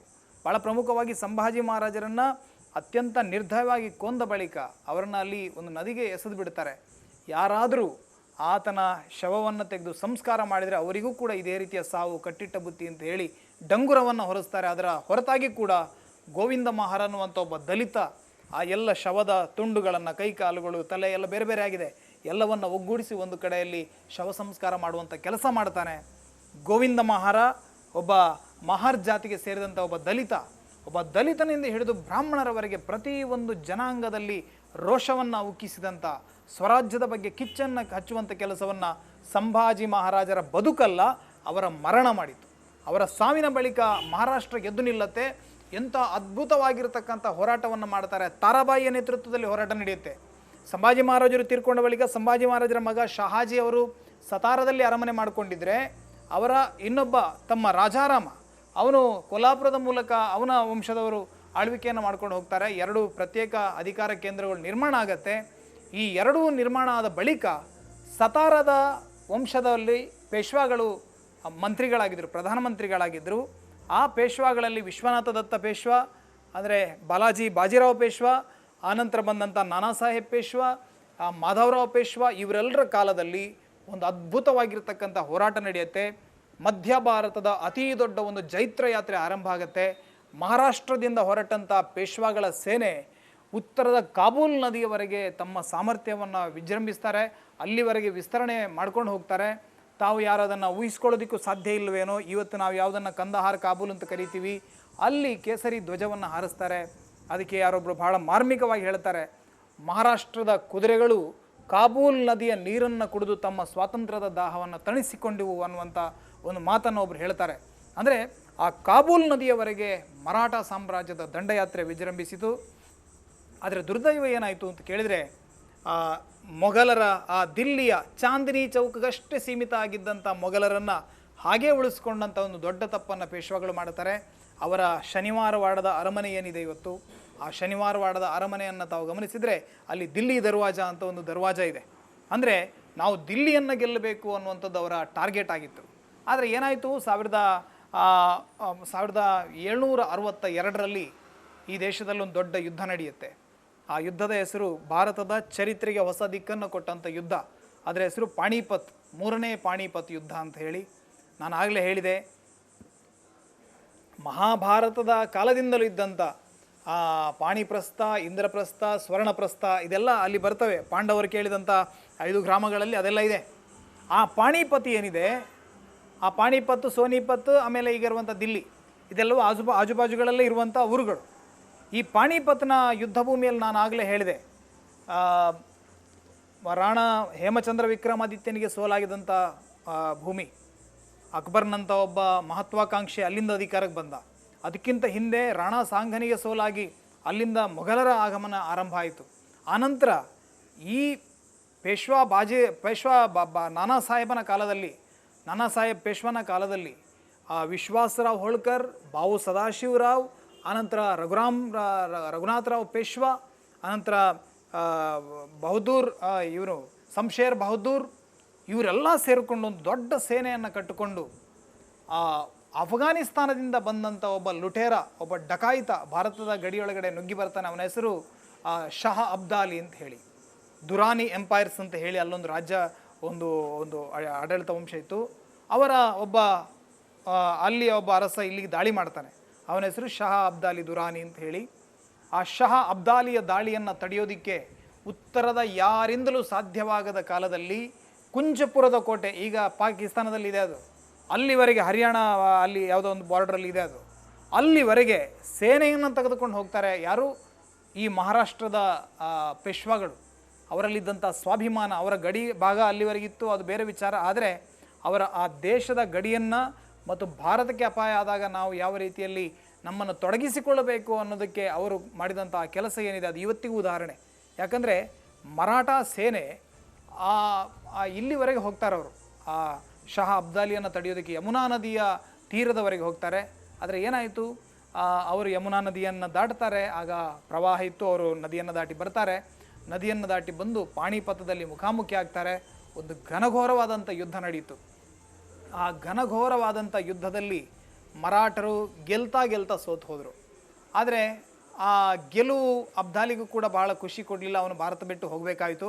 ಆದರೆ ಹೋಗುವಾಗ ಇಡೀ ದಿಲ್ಲಿಯನ್ನು ಲೂಟಿ ಮಾಡ್ತಾನೆ, ದಿಲ್ಲಿಯಲ್ಲಿ ಸಾವಿರಾರು ಜನರ ನರಸಂಹಾರವನ್ನು ಮಾಡ್ತಾನೆ. ಆದರೆ ಆ ಮಹಾರಾಷ್ಟ್ರದಿಂದ ಹೋದಂಥ ಅಷ್ಟೂ ಸೇನೆಗಳು ಕೂಡ ಪಾಣಿಪತದ ರಣಭೂಮಿಯಲ್ಲಿ ತಮ್ಮ ಪ್ರಾಣವನ್ನು ಈ ಮಣ್ಣಿನ ಅಸ್ಮಿತೆಗೆ ಬೇಕಾಗಿ ಅರ್ಪಣೆ ಮಾಡ್ತಾರೆ. ಅದು ಇವತ್ತಿಗೂ ಕೂಡ ಅಲ್ಲಿ ಒಂದಷ್ಟು ಸ್ಮಾರಕಗಳೆಲ್ಲ ಇವೆ, ಯಾರ್ಯಾರು ಎಲ್ಲೆಲ್ಲಿ ತೀರಿದ್ದಾರೆ ಎಲ್ಲ ಉಲ್ಲೇಖಗಳಿವೆ. ಒಂದು ವೇಳೆ ಪಾಣಿಪತದಲ್ಲಿ ಪೇಶ್ವಾಗಳು ಜಯವನ್ನು ಗಳಿಸ್ತಾ ಇದ್ದರೆ ಭಾರತದ ಚರಿತ್ರೆಗೆ ಹೊಸ ದಿಕ್ಕು ಸಿಗ್ತಾ ಇತ್ತು. ವಿಶ್ವಾಸರಾವ್ ಹೋಳ್ಕರ್ ದಿಲ್ಲಿಯ ಸಿಂಹಾಸನ, ಮಯೂರ ಸಿಂಹಾಸನವನ್ನು ಅಲಂಕರಿಸ್ತಾ ಇದ್ದ. ಅದರ ಜೊತೆಗೆ ಭಾರತದಲ್ಲಿ ಒಂದು ಹೊಸ ಶಕೆ ತೆರೆದುಕೊಳ್ತಾ ಇತ್ತೋ ಏನೋ. ಆ ಏನು ಪಾಣಿಪತದ ಯುದ್ಧದ ನಂತರ ಭಾರತದಲ್ಲಿ ಬ್ರಿಟಿಷರ ದಬ್ದವ, ಬ್ರಿಟಿಷರ ಇದು ಜಾಸ್ತಿ ಆಯಿತು, ವರ್ಚಸ್ವಿ ಜಾಸ್ತಿ ಆಗತ್ತೆ. ಇದನ್ನು ನಾವು ಭಾಳ ಸೂಕ್ಷ್ಮವಾಗಿ ಗಮನಿಸ್ಬೋದು ಏನೋ. ಕೊನೆಗೂ ಒಂದು ದಿನ 1818ರಲ್ಲಿ ಈ ಒಟ್ಟು ಮರಾಠರ ಸಾಮ್ರಾಜ್ಯದ ಸ್ಥಿತಿ ಹೇಗೆ ಬಂತು ಅಂತ ಕೇಳಿದರೆ, ಪಂಢರಾಪುರ ಯುದ್ಧದಲ್ಲಿ ಮರಾಠರು ಸೋಲ್ತಾರೆ, ಬ್ರಿಟಿಷರು ಅಧಿಕಾರಕ್ಕೆ ಬರ್ತಾರೆ. ಇನ್ನೇನು ಸ್ವರಾಜ್ಯ ನಮ್ಮ ಕೈಗೆ ಬಂತು, ಈ ಎಲ್ಲ ವಿದೇಶಿ ಶಕ್ತಿಗಳು ಬಿಟ್ಟು ಹೋದರು, ನಾವು ಗೆಲ್ಲಬೇಕು ಅನ್ನೋಂಥ ಸಂದರ್ಭದಲ್ಲಿ ಆ ಒಂದು ಪಾಣಿಪತದ 3ನೇ ಯುದ್ಧ ಭಾಳ ದೊಡ್ಡ ಹೊಡೆತ ನಮಗೆ ಬಿದ್ದಿರುವಂಥದ್ದು ಮಧ್ಯಯುಗದಲ್ಲಿ. ಇದರ ಜೊತೆಗೆ ಬ್ರಿಟಿಷರು ಅಧಿಕಾರಕ್ಕೆ ಬರ್ತಾರೆ. ಅನಂತರ ಬ್ರಿಟಿಷರ ಜೊತೆ ನಡೆದಂಥ ಹೋರಾಟ ತಮಗೆ ವಿಶೇಷವಾಗಿ ನಾನು ಹೇಳಬೇಕಾಗಿಲ್ಲ. ಅಲ್ಲಿ 1857ರ ಪ್ರಥಮ ಸ್ವಾತಂತ್ರ್ಯ ಸಂಗ್ರಾಮವನ್ನು ಆರಂಭಿಸಿದಂಥ ನಾನಾ ಸಾಹೇಬ್ ಪೇಶ್ವಾ, ಇವತ್ತು ಬಿಟೂರು ಅಂತ ನಾವು ಕಾನ್ಪುರದಲ್ಲಿ ಹೇಳ್ತೀವಿ, ಅದಕ್ಕೆ ಪ್ರಾಚೀನ ಹೆಸರು ಬ್ರಹ್ಮಾವರ್ತ, ಅದಕ್ಕೆ ಬಿಟೂರು ಅಂತ ಹೇಳಿ ಒಂದು ಹೆಸರಿದೆ. ಆ ಬಿಟೂರ್ ಅನ್ನುವಂಥ ಹೆಸರಿನ ಆ ಊರಿನಲ್ಲಿ ನಾನಾ ಸಾಹೇಬ್ ಪೇಶ್ವಾ ಒಂದು ಹೊಸ ಹೋರಾಟವನ್ನು ಆರಂಭ ಮಾಡ್ತಾನೆ. ರಾಣಿ ಲಕ್ಷ್ಮೀಬಾಯಿ, ತಾತ್ಯಾ ಟೋಪೆ, ಅದರ ಜೊತೆಗೆ ಕುವರಸಿಂಹ ಇವರೆಲ್ಲ ಸೇರಿಕೊಂಡು ಒಂದು ದೊಡ್ಡ ಮಟ್ಟದ ಹೋರಾಟವನ್ನು ನಡೆಸ್ತಾರೆ. ಸುರಪುರದ ವೆಂಕಟಪ್ಪ ನಾಯಕ, ನರಗುಂದದ ಬಾಬಾ ಸಾಹೇಬ, ಮುಂಡರಗಿಯಲ್ಲಿ ಭೀಮರಾಯ, ಭೀಮರಾವ್, ಆಮೇಲೆ ನಮ್ಮ ಹಲಗಲಿಯ ಬೇಡರು, ಇಲ್ಲಿ ವೇಲುತಂಬಿ, ಒಂದು ಇಡೀ ಎಲ್ಲ ಸಂಸ್ಥಾನದ ಅರಸರು ಬ್ರಿಟಿಷರ ವಿರುದ್ಧ ಒಂದು ಹೋರಾಟವನ್ನು ಮಾಡ್ತಾರೆ. ಈಸ್ಟ್ ಇಂಡಿಯಾ ಕಂಪನಿಯ ವಿರುದ್ಧ ಭಾಳ ದೊಡ್ಡ ಹೋರಾಟ ನಡೆಯುತ್ತೆ. ನಾವೆಲ್ಲ ಕರಾವಳಿ ಭಾಗದವರು ನಾವು ಅಂದ್ಕೊಳ್ತೀವಿ, ನಮ್ಮಲ್ಲಿ ಏನು ಹೋರಾಟಗಳೇ ನಡೀಲಿಲ್ವಾ, ನಮ್ಮವರು ಕೇವಲ ಗಾಂಧೀಜಿಯವರ ಹಿಂದೆ ತಿರುಗಿದ್ರ, ಏನು ಈ ಉಗ್ರವಾದ ಹೋರಾಟಗಳಲ್ಲಿ ನಾವು ಭಾಗವಹಿಸಲಿಲ್ವ ಅಂತ ಭಾಳ ಜನರಲ್ಲಿ ಇದೆ ಪ್ರಶ್ನೆ. ಆ ಪ್ರಶ್ನೆಗಳ ಉತ್ತರ ಏನು ಕೇಳಿದ್ರೆ, ರಾಜೇಂದ್ರ ನಾಮೆ ಅಂತ ಒಂದು ಪುಸ್ತಕ ಇದೆ. ಚಿಕ್ಕವೀರ ರಾಜೇಂದ್ರ ಅಂತ ಹೇಳಿ ಕೊಡಗಿನಲ್ಲೊಬ್ಬ ಅರಸ ಆಳ್ತಾ ಇದ್ದ. ಆ ಕೊಡಗಿನ ವ್ಯಾಪ್ತಿ ಆವಾಗ, ಈಗ ನಾವು ಕಾರ್ಕಳ, ಈಗ ಕಳಸ, ಇದೆಲ್ಲ ಈ ಭಾಗದಲ್ಲಿ ಸ್ವಲ್ಪ ಅವರ ಪ್ರಭಾವ ಇತ್ತು. ಚಿಕ್ಕವೀರ ರಾಜೇಂದ್ರನನ್ನು ಆಳ್ವಿಕೆಯಿಂದ ಇಳಿಸಿ ಬ್ರಿಟಿಷರು ಕೊಡಗನ್ನು ಒಳಗೆ ಹಾಕ್ಕೊಳ್ತಾರೆ. ಬ್ರಿಟಿಷರು ಕೊಡಗನ್ನು ಆಕ್ರಮಿಸಿಕೊಂಡ ಬಳಿಕ ಕೊಡಗಿಗೆ ನಿಷ್ಠರಾಗಿದ್ದಂಥ ರಾಜವಂಶ, ಹಾಲೇರಿ ರಾಜವಂಶಕ್ಕೆ ನಿಷ್ಠರಾಗಿದ್ದಂಥ ಅನೇಕ ಜನ ರೈತರು ಸೇರಿಕೊಂಡು ರೈತ ಕ್ರಾಂತಿಯನ್ನು ಮಾಡ್ತಾರೆ. ಈ ರೈತ ಕ್ರಾಂತಿಯಲ್ಲಿ ನಮ್ಮ ಕಾರ್ಕಳದ ಜನರು ಭಾಗವಹಿಸಿದ್ದಾರೆ, ನಮ್ಮ ಮೂಡುಬಿದಿರೆಯ ಜನ ಭಾಗವಹಿಸಿದ್ದಾರೆ, ವಿಟ್ಲದ ಅರಸ ಭಾಗವಹಿಸ್ತಾನೆ, ಅದರ ಜೊತೆಗೆ ನಂದಾರಿನ ಅರಸ ಭಾಗವಹಿಸ್ತಾನೆ, ವೆಂಕಟಪ್ಪನ ಕಾಟುಕಾಯಿ ಅಂತ ಹೇಳಿ ಅದನ್ನು ಒಂದು ದಂಗೆ ಅಂತ ಹೇಳಿ ಶಮನ ಮಾಡುವಂಥ ಕೆಲಸ ಮಾಡಿದರು. ಆದರೆ ಅದು ದಂಗೆ ಅಲ್ಲ, ಅದು ತುಳುನಾಡಿನ ಮೊದಲ ಸ್ವಾತಂತ್ರ್ಯ ಹೋರಾಟ. ಅದು ಆ ಹೋರಾಟದಲ್ಲಿ ನಮ್ಮವರು ಸಾಕಷ್ಟು ಜನರ ಬಲಿದಾನ ಆಗಿದೆ. ಹಂದಿಗಳಿಗೆ ಹೊಡೆಯುವಂಥ, ಈಗ ಏನು ನಾವು ಕೋವಿ ಹೇಳ್ತೀವಿ, ಮಸಿ ಕೋವಿ, ಆ ಮಸಿ ಕೋವಿಯನ್ನು ಇಟ್ಟುಕೊಂಡು ಸಾವಿರಾರು ಸಂಖ್ಯೆಯಲ್ಲಿ ರೈತರು ಬ್ರಿಟಿಷರ ವಿರುದ್ಧ ದಾಳಿಯನ್ನು ಮಾಡ್ತಾರೆ. ಮಂಗಳೂರನ್ನು 13 ದಿನಗಳ ಮಟ್ಟಿಗೆ ಸ್ವಾತಂತ್ರ್ಯಗೊಳಿಸ್ತಾರೆ. ಇವತ್ತು ನಾವು ಏನು ಬಾವುಟಗುಡ್ಡೆ ಅಂತ ಹೇಳ್ತೀವಿ, ಆ ಬಾವುಟಗುಡ್ಡೆಯಲ್ಲಿದ್ದಂಥ ಬ್ರಿಟಿಷರ ಯೂನಿಯನ್ ಜಾಕನ್ನು ಕೆಳಗಿಳಿಸಿ ತಮ್ಮ ಹಾಲೇರಿಯ ನಂದಿ ಧ್ವಜವನ್ನು ಹಾರಿಸ್ತಾರೆ ಮತ್ತು ಮಂಗಳೂರಿನಲ್ಲಿ ಬ್ರಿಟಿಷರನ್ನು ನಾವು ಮತ್ತೆ ಬರೋದಕ್ಕೆ ಬಿಡೋದಿಲ್ಲ ಅಂತ ಹೇಳಿ ಘೋಷಣೆ ಮಾಡ್ತಾರೆ. ಈ ಯುದ್ಧದಲ್ಲಿ ಭಾಗವಹಿಸಿದಂಥ ಅನೇಕ ಜನ ಇವತ್ತು ದೈವಗಳಾಗಿ ಕೂಡ ಆರಾಧನೆಯನ್ನು ಪಡ್ಕೊಳ್ತಾ ಇದ್ದಾರೆ. ಈ ಕಥೆಗಳೆಲ್ಲ ಆ ಭಾಗಕ್ಕೆ, ಸುಳ್ಯ, ಪುತ್ತೂರು ಕಡೆಗೆ ಅಥವಾ ಕೊಡಗಿಗೆ ಹೋದಾಗ ಅಲ್ಲೆಲ್ಲ ಇದರ ಕಥೆಗಳೆಲ್ಲ ಸಿಗ್ತವೆ. ಈ ಒಂದು ವೀರ ಪರಂಪರೆ ಏನಿದೆ, ಈ ವೀರ ಪರಂಪರೆಯ ಆರಂಭ, ನಾವು ಆರಂಭದಿಂದ ಅಂದರೆ ಅಲೆಕ್ಸಾಂಡರ್, ಚಂದ್ರಗುಪ್ತ ಮೌರ್ಯ, ಚಾಣಕ್ಯರಿಂದ ಹಿಡಿದು ಈ ಇಡೀ ಭಾರತದ ಸ್ವಾತಂತ್ರ್ಯ ಸಂಗ್ರಾಮಕ್ಕೆ ಒಂದು ಅಂತಿಮ ಚುಕ್ಕಿಯನ್ನು ಇಟ್ಟಂಥ ಸುಭಾಷ್ ಚಂದ್ರ ಬೋಸ್ ಅವರಿಗೆ, ವೀರ ಸಾವರ್ಕರ್ ಅವರವರೆಗೂ ಕೂಡ ನಾವು ಯಾವತ್ತೂ ಕೂಡ ನಮ್ಮ ಶಸ್ತ್ರವನ್ನು ಕೆಳಗಿಟ್ಟ ಉದಾಹರಣೆ ಇಲ್ಲ. ಹೋರಾಟವನ್ನು ಮಾಡಿದ್ದೀವಿ, ಹೋರಾಟದಲ್ಲಿ ಮಡಿದಿದ್ದಾರೆ. ಅದನ್ನೇ ಸಾವರ್ಕರ್ ಅವರು ಭಾಳ ಚೆನ್ನಾಗಿ ಹೇಳ್ತಾರೆ, ಅನಾದಿಮಿ ಅನಂತಮಿ ಅವಧ್ಯಮಿ ಬಲ ಮಾರಿಲರಿಪು ಜಗತಿಯ ಕವಣ ಜನ್ಮಲ ಅಂತ ಹೇಳಿ. ನಾನು ನೈನಂ ಚಿಂದಂತಿ, ಅಂದರೆ ಶಸ್ತ್ರದಿಂದ ನನ್ನನ್ನು ಛೇದಿಸೋದಕ್ಕಾಗಲ್ಲ, ನೀರಿನಲ್ಲಿ ನನ್ನನ್ನು ಹರಿಸೋದಕ್ಕಾಗಲ್ಲ, ಬೆಂಕಿಯಲ್ಲಿ ನನ್ನನ್ನು ಸುಡೋದಕ್ಕೆ ಸಾಧ್ಯ ಇಲ್ಲ ಅಂತ ಹೇಳಿ ಏನು ಆತ್ಮದ ಅವಿನಾಶಿ ತತ್ವವನ್ನು ನಾವು ಹೇಳ್ತೀವಿ, ಅದನ್ನು ಸ್ವಾತಂತ್ರ್ಯದ ಹೋರಾಟಕ್ಕೆ ಒಂದು ಭಾಳ ಚೆನ್ನಾಗಿ ಹೊಂದಾಣಿಕೆ ಮಾಡಿಕೊಂಡು ಸಾವರ್ಕರ್ ಅವರೊಂದು ಪದ್ಯವನ್ನು ಬರೀತಾರೆ. ಆ ಪದ್ಯದಲ್ಲಿ ಹೇಳ್ತಾರೆ, ನಾನು ಅನಾದಿ, ನಾನು ಅನಂತ, ನನ್ನನ್ನು ಕೊಲ್ಲುವವರು ಯಾರು ಹುಟ್ಟಿಲ್ಲ ಅನ್ನುವಂಥ ಮಾತನ್ನು ಹೇಳ್ತಾರೆ. ಈ ಭಾರತದ ಸ್ವಾತಂತ್ರ್ಯ ಸಂಗ್ರಾಮ ಕೂಡ ಅದು ಭಾಳ ತೀವ್ರವಾದ ದೀರ್ಘ ಮಟ್ಟದಲ್ಲಿ ನಡೆಯಿತು. ಇದು ಹೋರಾಟದ ಭಾಗ ಅಂತಾದರೆ ನಾವು ಭಾಳ ಚೆನ್ನಾಗಿ ನಮ್ಮ ಆರ್ಥಿಕ ವಿಚಾರಗಳ ಬಗ್ಗೆ ಕೂಡ ಯೋಚನೆ ಮಾಡಬೇಕು. ಮಧ್ಯಯುಗದಲ್ಲಿ ಯಾಕೆ ಭಾರತ ಈ ಸ್ಥಿತಿಗೆ ಬಂತು? ಭಾರತ ಒಂದು ಸಂಪೂರ್ಣ ಅಭಿವೃದ್ಧಿಯಾಗಿದ್ದಂಥ ಸಂಪೂರ್ಣ 18ನೇ ಶತಮಾನದವರೆಗೆ ಹೈದರಾಬಾದ್ನ ನಿಜಾಮ ಜಗತ್ತಿನ ಅತ್ಯಂತ ಶ್ರೀಮಂತ ವ್ಯಕ್ತಿ ಅಂತ ಕರೆಸ್ಕೊಂಡವನು. ಅಂಥ ಸಂಪತ್ತು, ಆ ಗೋಲ್ಕೊಂಡದ ವಜ್ರದ ಗಣಿಗಳು, ಏನದು ಚಿನ್ನದ ಗಣಿ, ಮತ್ತೊಂದು ಇಡೀ ಭಾರತದಲ್ಲಿ ನೈಸರ್ಗಿಕ ಸಂಪತ್ತು ಯಾವುದಿದೆ ಯಾವುದಿಲ್ಲ ಅಂತ ಹೇಳೋ ಹಾಗಿಲ್ಲ, ಎಲ್ಲವೂ ಇಲ್ಲೇ ಇತ್ತು. ಯಾಕೆ? ಯಾವುದೇ ಬಡವನ ಮನೆಗೆ ಯಾರೂ ಕಳ್ಳರು ಬರೋದಲ್ಲ. ಕಳ್ಳರು ನುಗ್ತಾರೆ ಅಂತ ಆದರೆ ಆ ಮನೆಯಲ್ಲಿ ಏನೋ ಒಂದು ಇದೆ ಅಂತ ಅರ್ಥ. ಹಾಗಾಗಿ ಭಾರತಕ್ಕೆ ಇಷ್ಟೆಲ್ಲ ಶತ್ರುಗಳು, ಇಷ್ಟೆಲ್ಲ ದಾಳಿ ದಂಡು ಇದೆಲ್ಲ ಬಂದಿರೋದಂಥ ಕಾರಣ ಇಲ್ಲಿದ್ದಂಥ ಆರ್ಥಿಕತೆ ಮತ್ತು ಇಲ್ಲಿದ್ದಂಥ ಸಂಪತ್ತು. ನಾವು ಕೇವಲ ಇವತ್ತು ತಿರುವಂಕೂರಿನ ಆ ಸಂಸ್ಥಾನದ ಅಡಿಯಲ್ಲಿದ್ದಂಥ ಒಂದು ಅನಂತ ಪದ್ಮನಾಭ ದೇವಸ್ಥಾನದ ಖಜಾನೆಯನ್ನು ತೆರೆದ ತಕ್ಷಣ ಜಗತ್ತು ದಿಗ್ಭ್ರಮೆಗೊಂಡಿತು. ಇಷ್ಟು ಸಂಪತ್ತು ಒಂದು ದೇವಸ್ಥಾನದಲ್ಲಿ ಇರೋದಕ್ಕೆ ಸಾಧ್ಯನಾ ಅಂತ. ಇಲ್ಲಿದ್ದಂಥ ಎಲ್ಲ ದೇವಸ್ಥಾನಗಳಲ್ಲೂ ಅಷ್ಟೇ ಸಂಪತ್ತಿತ್ತು. ಆದರೆ ಏನಾಯಿತು? ಇಲ್ಲಿ ಬಂದಂಥ ಅನೇಕ ಲೂಟಿಕೋರರ ಕೈಗೆ ಸೇರಿ ಆ ಸಂಪತ್ತುಗಳೆಲ್ಲ ಕಳೆದು ಹೋಯಿತು. ನಾವು ಘಜನಿಯ ಉಲ್ಲೇಖವನ್ನು ಮಾಡ್ತೀವಿ, ಸೋಮನಾಥ ದೇವಾಲಯದ ಉಲ್ಲೇಖವನ್ನು ಮಾಡ್ತೀವಿ. ಅದರಲ್ಲಿ ಭಾಳ ಚೆನ್ನಾಗಿ ಈಲಿಯಟ್ ಮತ್ತು ಡೌಸನ್ ಇವರು ಭಾಳ ಭಾರತದ ಮಧ್ಯಯುಗದ ಇತಿಹಾಸವನ್ನು ಬರೆದವರು. ಅವರು ಹೇಳ್ತಾರೆ, ಸೋಮನಾಥ ದೇವಾಲಯದ ಹೊರಭಾಗದಲ್ಲಿ 2 ಗಂಟೆಯನ್ನು ಕಟ್ಟಿದ್ರಂತೆ. ಆ ಗಂಟೆಯನ್ನು ಎಳೆದು ಗಂಟೆಯನ್ನು ಬಾರಿಸಬೇಕಿದ್ರೆ ಅದಕ್ಕೆ ಸರಪಳಿ, ಆ ಸರಪಳಿಯನ್ನು ಎಳೆಯೋದಕ್ಕೆ ಒಂದು ಪಾಳಿಯಲ್ಲಿ 12 ಜನ ಬೇಕು. ಅಷ್ಟು ದೊಡ್ಡದಾದಂಥ ಗಂಟೆ. ಆ ಇಡೀ ಗಂಟೆ ಚಿನ್ನದ್ದಾಗಿತ್ತು, ಅದರ ಸರಪಳಿಗಳು ಚಿನ್ನದ್ದಾಗಿತ್ತು. ಗಜನಿಗೆ ಅದನ್ನು ತೆಗೆದುಕೊಂಡು ಹೋಗಲಿಕ್ಕೆ ಆಗದೆ ಅದನ್ನೆಲ್ಲ ತುಂಡರಿಸಿ ಕೆಲವು ಆನೆಗಳ ಮೇಲೆ ಹೇರ್ಕೊಂಡು ಹೋದ ಅಂತ ಹೇಳಿ. ಇವತ್ತಿಗೂ ವಿಜಯನಗರ ಸಾಮ್ರಾಜ್ಯ ನಾಶವಾದ ಬಳಿಕ ಏನು ತಿರುಮಲರಾಯನವರು ಪೆನುಗೊಂಡಕ್ಕೆ ಸಾಗಿಸಿದಂಥ ಸಂಪತ್ತು ಎಷ್ಟಿರ್ಬೋದು, ಇದನ್ನು ನಾವೊಮ್ಮೆ ಊಹೆ ಮಾಡಿಕೊಳ್ಬೇಕು. ಇಂಥ ಭಾರತ ಬಡತನಕ್ಕೆ ಜಾರಿದ್ದು ಹೇಗೆ? ಮಧ್ಯಯುಗದಲ್ಲಿ ನಡೆದಂಥ ಭಾಳ ದೊಡ್ಡದ ದುರಂತ ಇದು. ನಿಮ್ಗೆ ಗೊತ್ತಿರಲಿ, ಭಾರತ ದೇಶ ಆರ್ಥಿಕವಾಗಿ ಬಲಾಢ್ಯವಾಗಿದ್ದರೆ ನಮ್ಮ ಮಾತಿಗೆ ಬಗ್ಗೋದಿಲ್ಲ ಅಂತ ಹೇಳಿದ ಬ್ರಿಟಿಷರು ಇಲ್ಲಿಂದ ಭಾಳ ದೊಡ್ಡ ಮಟ್ಟದಲ್ಲಿ ನಮ್ಮನ್ನು ಆರ್ಥಿಕವಾಗಿ ಕುಗ್ಗಿಸೋದಕ್ಕೆ ಪ್ರಯತ್ನ ಪಟ್ಟಿದ್ರು. ಎಷ್ಟು ದೊಡ್ಡ ಮಟ್ಟದಲ್ಲಿ ಬ್ರಿಟಿಷರು ಕುಗ್ಗಿಸುವಂಥ ಪ್ರಯತ್ನ ಮಾಡಿದರು ಅಂತ ಕೇಳಿದರೆ, ಇಲ್ಲಿದ್ದಂಥ ನೀವು ಢಾಕಾ ಮಲ್ಮಲ್ ಬಟ್ಟೆಯ ಬಗ್ಗೆ ಕೇಳಿರಬೇಕು. ಢಾಕಾ ಮಲ್ಮಲ್ 16 ಥಾನು ಆ ಸೀರೆ ಏನಿದೆ ಅದನ್ನು ಒಂದು ಬೆಂಕಿ ಪಟ್ಟಣದ ಅಡಿಯಲ್ಲಿ ಮಡಚಿ ಇಡ್ಬೋದಿತ್ತಂತೆ. ಅಷ್ಟು ಸಣ್ಣದಾಗಿ ಇರುವಂಥ ಬೆಂಕಿ ಪಟ್ಟಣದಲ್ಲಿ ಸೀರೆಯನ್ನು ಇಡ್ಬೋದಿತ್ತು. ಅಷ್ಟು ನವಿರಾದ ನೇಯ್ಗೆ. ಆ ನೇಯ್ಗೆಯ ಸೀರೆಯನ್ನು ನೇಯುವಂಥ ಕಲಾಕಾರರು ಇಡೀ ಜಗತ್ತಿನಲ್ಲಿ ಯಾರಾದರೂ ಇದ್ದರೆ ಅದು ಢಾಕಾ ಮತ್ತು ಬಂಗಾಳದ ಭಾಗದಲ್ಲಿದ್ದಂಥ ಒಂದಷ್ಟು ನೇಕಾರರು. ಈ ನೇಕಾರರನ್ನು ಮಟ್ಟ ಹಾಕಬೇಕು ಅಂತ ಹೇಳಿ ಮ್ಯಾಂಚೆಸ್ಟರ್ನ ಬಟ್ಟೆಗಳನ್ನು ತಂದಿಲ್ಲಿಗೆ ಪರಿಚಯಿಸ್ತಾರೆ. ಆದರೆ ಜಗತ್ತಿನಲ್ಲಿ ಢಾಕಾ ಮಲ್ಮಲ್ನ ಬಟ್ಟೆಗೆ ಡಿಮಾಂಡ್ ಕಡಿಮೆ ಆಗೋದಿಲ್ಲ. ಕೊನೆಗೆ ಅದರ ಮೇಲೆ ಸಿಕ್ಕಾಪಟ್ಟೆ ತೆರಿಗೆಯನ್ನು ಹಾಕಿದರು. ಆದರೂ ಕೂಡ ಆ ಬಟ್ಟೆಗಳಿಗೆ ಢಾಕಾದ ನೇಕಾರರಿಗೆ ಡಿಮಾಂಡ್ ಕಡಿಮೆ ಆಗಲಿಲ್ಲ. ಕೊನೆಗೆ ಏನು ಮಾಡಿದರು? ತಮ್ಮ ಬಟ್ಟೆಗೆ ಕಾಂಪಿಟೇಷನ್ ಕೊಡ್ತೀರಾ, ನಿಮ್ಗೆ ಕಲಿಸ್ತೀವಿ ಅಂತ ಹೇಳಿ ಆ ಎಲ್ಲ ನೇಕಾರರನ್ನು ಬಂಧಿಸಿ ಅವರ ಹೆಬ್ಬೆಟ್ಟುಗಳನ್ನು ತೆಗೆಯುವಂಥ ಕೆಲಸವನ್ನು ಮಾಡ್ತಾರೆ. ಸಾವಿರಾರು ಜನರ ಕೈಯ ಬೆರಳುಗಳನ್ನು ಕತ್ತರಿಸುವಂಥ ಕೆಲಸವನ್ನು ಮಾಡ್ತಾರೆ. ಇಂಥ ದುಷ್ಟತನವನ್ನು ಬ್ರಿಟಿಷರು ಪ್ರದರ್ಶನ ಮಾಡ್ತಾರೆ. ಹಲವಾರು ನಾವು ಇದು ಇಂಡಿಗೋ ರಿವೋಲ್ಟ್ ಬಗ್ಗೆ ಮಾತಾಡ್ತೀವಿ. ನೀಲಿಯನ್ನೇ ಬೆಳಿಬೇಕು ಅಂತ ಹೇಳಿ ಎಷ್ಟೋ ಗದ್ದೆಗಳನ್ನು ಹಾಳು ಮಾಡಿ ಅಲ್ಲಿ ನೀಲಿಯನ್ನು ಬಿತ್ತಿ ನೀಲಿಯನ್ನು ಬೆಳೆಸುವಂಥ ಕೆಲಸವನ್ನು ಮಾಡಿದರು. ಎಷ್ಟೋ ಕಡೆಗಳಲ್ಲಿ ಇವತ್ತು ನಾವು ಕಾಫಿ ಎಸ್ಟೇಟ್ಗಳು ಅಂತ ಹೇಳ್ತೀವಿ. ಇದು ಕೂಡ ಬ್ರಿಟಿಷರು ಆ ಕಾಲದಲ್ಲಿ ಚಹಾ ಮತ್ತು ಕಾಫಿಯನ್ನು ಎಕ್ಸ್ಪೋರ್ಟ್ ಮಾಡೋದಕ್ಕೆ ನಮ್ಮ ರೈತರ ಭೂಮಿಯಲ್ಲಿ ಅದನ್ನೆಲ್ಲ ಮಾಡಿದಂಥದ್ದು. ಇವತ್ತು ನಮಗೆ ಅದು ಉಪಯೋಗ ಆಗಿರ್ಬೋದು. ಆದರೆ ನಮ್ಮ ಇಡೀ ಒಂದು ಸಾಂಪ್ರದಾಯಿಕ ಪದ್ಧತಿ ಏನಿತ್ತು ಅದನ್ನು ನಾಶ ಮಾಡ್ತಾರೆ. ಇಡೀ ಭಾರತದ ಕೃಷಿಯ ಬೆನ್ನೆಲುಬಾಗಿದ್ದಂಥ ಗೋಸಂಪತ್ತನ್ನು ನಾಶ ಮಾಡ್ತಾರೆ. ಗೋಸಂಪತ್ತನ್ನು ಹೇಗೆ ನಾಶ ಮಾಡಿದರೂ ಅದರ ಬಹಳ ಡಿಟೇಲ್ ಆಗಿ ನಾನು ಹೋಗೋದಿಲ್ಲ, ಹೋದರೆ ಅದು ಇನ್ನೊಂದು ಚಾಪ್ಟರ್ ಆಗುತ್ತೆ. ಆದರೆ ಭಾಳ ವಿಶೇಷವಾಗಿ ಈ ಕಸಾಯಿಖಾನೆಗಳನ್ನು ಸೈನಿಕ ಚಾವಣಿಯ ಪಕ್ಕದಲ್ಲಿ ತೆರೆದು ಅಲ್ಲಿಗೆ ಪ್ರತಿನಿತ್ಯ ಇಷ್ಟು ದನಗಳನ್ನು ಇಷ್ಟು ಗೋವುಗಳನ್ನು ಮಾಂಸಕ್ಕಾಗಿ ಸರಬರಾಜು ಮಾಡಬೇಕು ಅನ್ನುವಂಥ ಕಾಯ್ದೆಯನ್ನು ಮಾಡಿ ಈ ರೀತಿ ಅಧಿಕೃತ ಲೈಸೆನ್ಸ್ಡ್ ಕಸಾಯಿಖಾನೆಯನ್ನು ತೆರೆದವರು ಬ್ರಿಟಿಷರು. ಇದರ ಪರಿಣಾಮವಾಗಿ ನಮ್ಮ ಇಡೀ ಕೃಷಿಯ ವ್ಯವಸ್ಥೆ ಬದಲಾಗತ್ತೆ.